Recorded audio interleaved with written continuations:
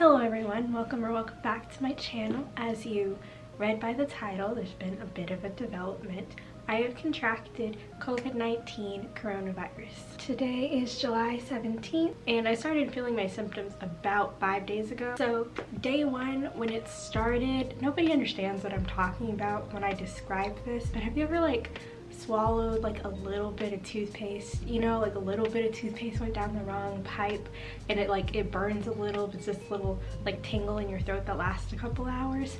That's basically what I felt on the very first day, and it kind of went on for a little longer than normal, and I just thought that was a little weird. So I wasn't red alert or anything, but that was the first thing I noticed. Then the next day I had a little bit of sniffles, I had a little bit of but it wasn't anything crazy. It was literally just okay, I'll take an allergy pill, I'll be good to go, no biggie. By day 3, I still had that tingle in my throat, my nose was runny, I had a little occasional cough, and then I had a headache behind my eyeballs. If I moved my eyes too fast, my whole head would start hurting. And I am not someone who gets sick very often, so it was at this point that I was let me text my roommate. So I sent a message in the group chat. I was like, y'all, I have a little cough, it's probably nothing, don't worry, but I feel a little weird. And I texted them that, and then after I sent it, I was thinking about it. I was like, if it's enough for me to warn my roommates, it's enough for me to go get tested. So I scheduled a test at the nearest hospital as soon as possible, which was 2 days later on August 15th at 4:15 in the morning. Literally the soonest possible. Now I'm fully vaccinated. It's the Pfizer, my 2 Pfizers, if anyone's curious. So I wasn't terrified of getting the virus, but I was still nervous while I was sitting in the little doctor's room. I was the fact that I'm in here is a bad omen for me, and that's kind of how I was feeling while I was sitting there. But eventually the doctor came in and gave me the news that I did test positive. So as soon as I got back to the apartment, I texted my family, I texted my roommates, I texted my co-workers. I just told everybody the news that my test was positive and that I would be isolating for the next 8 days. And I've been in this room ever since. Now again, today is July 17th, and spoiler alert, I'm fine. At worst, the symptoms feel like a cold.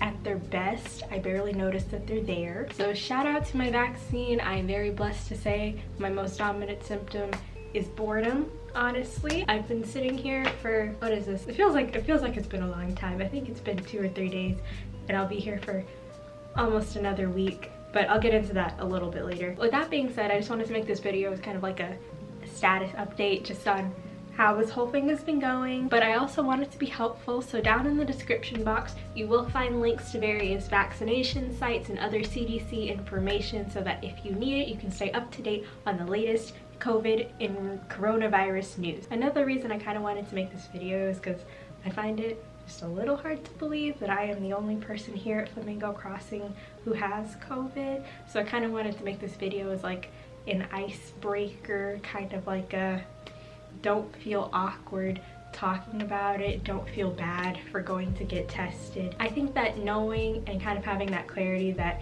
okay, this is what I have, now I can isolate and help stop the spread, I think that's better than feeling nervous, maybe guilty, or thinking you're invincible, that you're not gonna get it. There's a pretty big outbreak in Florida right now. I think it's better that we just keep it honest. I feel like there's a lot of talk about how not to get the virus, but there isn't a lot of if you do get it, what do I do? What happens next? I was looking through Facebook groups and I didn't see anything really.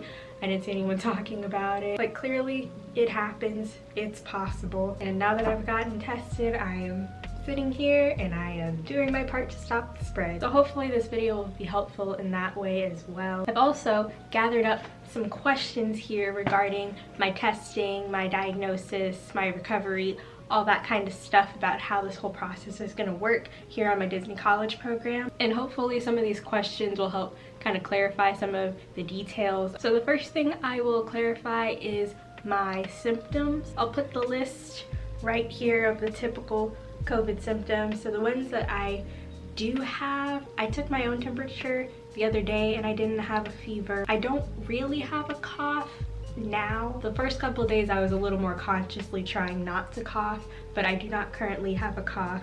Shortness or difficulty breathing, no, I don't really have that, but what I do have is like a bunch of stuff going on in like my airways. So like one of the more annoying things that isn't on this list is like, you ever get like congested or something and like it usually happens when you're like laying pretty still, but like you can like feel when your congestion goes away and it's like a cluck, if that makes any sense. If you know what I'm talking about, cool. If you don't, I guess I just sound crazy, but like it's like a cluck when your like nasal passages like open back up. That's kind of what I have, but like I'll just be sitting there and it's like my like nasal passages are just like click click click click click.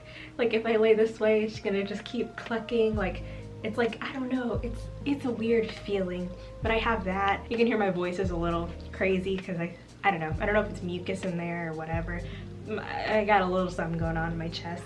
Fatigue, I would say so. I don't know how much of it is boredom and how much of it is like actual fatigue, but I do feel compelled to sleep most of the day. Muscle or body aches, not really. Headache, my headache has gone away pretty quickly. It only lasted like the first couple days, but I don't have a headache anymore. New loss of taste or smell. My coffee still tastes like French vanilla and my cookie dough still tastes like chocolate chip, so we're good there. I wouldn't say my throat is sore, like maybe like inflammation or something, like it's a little puffy, but it doesn't hurt or anything like that. Nausea or vomiting, I've had no instance of that. Diarrhea, we're good there. Thankfully, none of the other like severe symptoms that are listed here, I felt no such thing. And that's kind of how that's been going. My most consistent thing is definitely this throat situation and this like nasal clucking thing. Other than that, those are my two most pronounced symptoms. These next questions are going to be about the testing. The first question is what made me actually decide to get tested as opposed to just being like, nah, this is just a cold. I feel fine. I can still run around and stuff. What made me actually go get tested? Mostly it was my roommates. Before I came to the college program, I'm somebody who lived alone, and when I lived alone, I probably would have just been like, okay, I have a cold, kept it moving. But because I have roommates, I live in such close proximity to other people, I thought it would be a good idea for their sake just to be considerate for me to at least go get tested, and hopefully it would come back negative.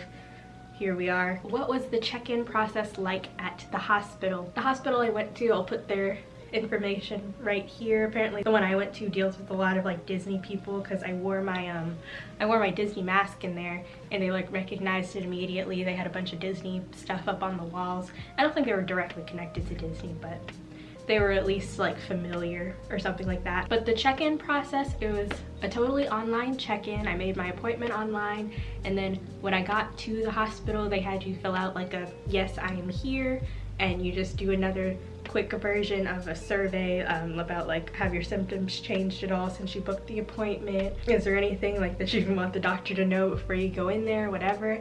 And I mentioned it a little bit earlier, I think, that my appointment was at 4:15 in the morning. They told you to come early, so I was there at 3:45 in the morning. I sat in my car for like an hour. It wasn't until like 4:45 that they called me in, and I don't think I left until maybe 5:45, so I was there for like 2 hours. The whole process was an online check-in, so whenever I was waiting in my car. They called me on the phone and told me it was time to go to my appointment, so I got out of my car when it was time. They met me at the door, led me straight to a room, and we sat down. I didn't go anywhere else, and then whenever the whole process was over, they were like, here's your results. You don't have to stop walking for anything, you can just go on your way. Go, that's it. So really there was like no like normal desk, like clerical, anything like that. I just kind of was in and I was out after waiting some time. What was the test like? So I felt a little scammed by this lady. You ever like go get a shot or whatever from the doctor and they're like, okay, we'll do it on 3, 1, 2, or whatever? That's basically what she did, because I asked her, I was like, hey, I see you have that Q-tip, are you gonna shove it way up my nose? And she said, no, we're not gonna do that. What'd she do? She shoved it way up my nose, like way up my nose, and not just one nostril, she did it in both nostrils. That was briefly unpleasant. 15 minutes to get over the the feeling of that, but that's what the test was like. I didn't like measure the time or anything, but I watched like 2 YouTube videos, so I want to say it's like 20 to 30 something minutes or something like that. That's about how long I would say the test took for the result. What did the doctor say? When the doctor came to give me my results, we didn't linger too long or anything. She basically asked, do you happen to know where you could have gotten it? I said no. She was like, I have your doctor's note here, I'll email it to Disney for you. Your symptoms might get worse before they get better, and just you're supposed to self-isolate for 8 days. That's pretty much it, and she sent me on my way. I was not prescribed anything. She basically said if my symptoms get any worse, like if it becomes an emergency situation, then I should call emergency services, call like 911, an ambulance or something, and I would need to go to the hospital if things got any worse. A question I got from multiple people was, did they tell me if it was Delta? No, they didn't. The doctor didn't say it was Delta, and there was nothing about Delta printed out on the note that she gave me, so I have no idea. The next section of questions is about my job. So the process of telling my employers, my managers, etc., as soon as I got my doctor's note, I got the diagnosis, I immediately told everybody who needed to know, including my manager. So I sent her an email at like 6 in the morning, and I was like, hey, here's my doctor's note, I'm not coming to work for the next 8 days, let me know what I need to do next. Eventually I called her later in the day, and she basically told me to go to this HR thing on the hub and fill out the form, and they're kind of gonna take care of it, but it's all good. They're like, on our end, we're good, I hope you get better, you don't have to call in every day, it's handled, gotcha. So really quick, I'll show you what happens when you go to the hub and you fill out this form, because there's a form you need to fill out. Have you been tested for COVID within the past 14 days? I would click yes with positive result. Have I had close contact with anyone who has been diagnosed? Like, do I know that I got it from someone else? No, I don't know that, so I would hit no. Do I know where I've contracted it? Didn't know that. And it's gonna ask if you have any unexplained symptoms. Like, there's the regular symptoms from COVID, and if you have anything outside of that, that's kind of where you would list it. And have you worked in California? No, I worked in Disney World. Have I traveled? No, I haven't. And that's kind of how the COVID-19 entry form works, and they would normally send you an email after they've processed that to kind of move forward with the next steps. So these two questions kind of go hand in hand. One question I got is, do these isolation days count as your sick days for Disney? Because you get 10 sick days out of the year basically. So is this isolation taking up all of my days and I just have no more? And then also, is this unpaid leave, like for the Disney College program? Does this mean like I have to panic about my rent now?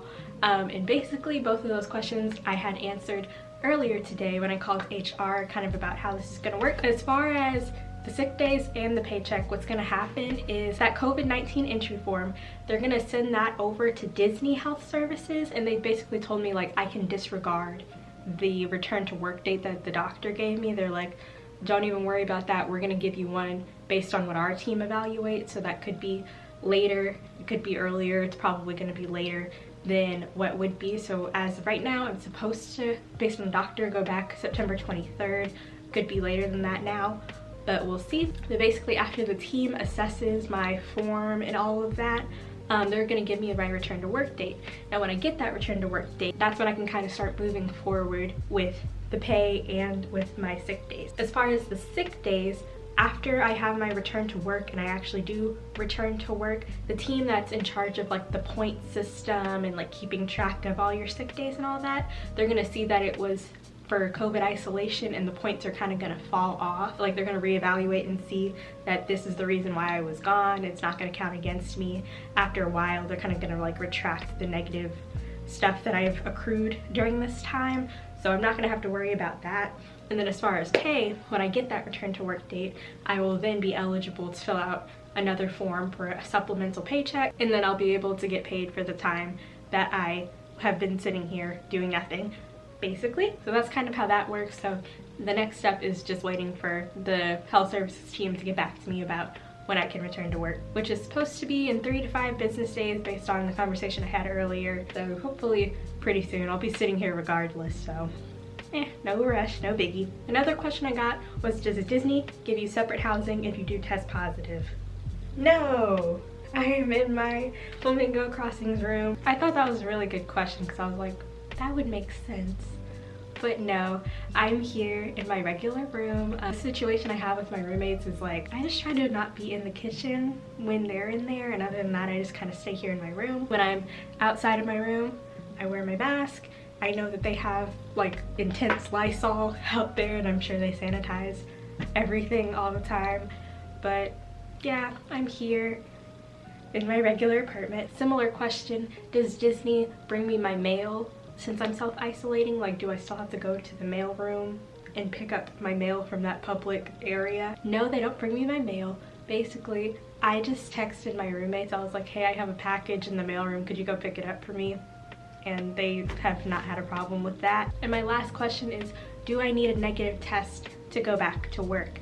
From what I've gathered, no, there has been no mention of needing a negative test. I assume that's part of the reason why health services is like the middleman right now, is so that I can like safely be out of the contagious window before I go back to work. But no, as of right now, no one has told me that I need to go get another test to go back to work. That is all the questions I have for now. If you have any more, feel free to leave them in the comments down below. I have nothing but time to answer them. But honestly, I could have caught this virus from anywhere. I could have caught it from the theme parks, I could have caught it from my job, from the grocery store, here at Flamingo Crossing. Like, it could have been anywhere. So again, I'm just really thankful and glad that I got the vaccine, because I can only imagine that the reason that I am this fine, this chill right now about the whole thing is because I am vaccinated, because my symptoms were like cut down to a fraction because I am vaccinated. So if you take nothing else from this video, go get vaccinated. If you are interested, resources to do so can be found in my description box below. I would like to thank you all so much for watching, and as always, I will see you in the next one. Toodles!